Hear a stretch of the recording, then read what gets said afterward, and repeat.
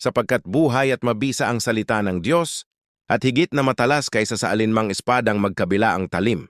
Tumatagos ito hanggang kaluluwa at espiritu at hanggang sa kasukasuan at kaloob-looban ng buto. Nalalaman nito ang pinakamalalim na iniisip at hinahangad ng tao, walang makapagtatago sa Diyos. Nakikita niya at lantad sa paningin niya ang lahat at sa Kanya tayo mananagot.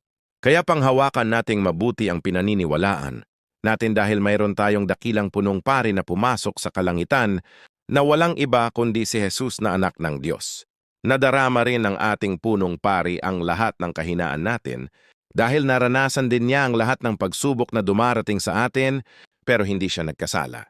Kaya huwag tayong mag-atubiling lumapit sa trono ng maawaing Diyos para matanggap natin ang awa at biyayang makakatulong sa atin sa panahon ng pangangailangan. Hebreo 4:12-16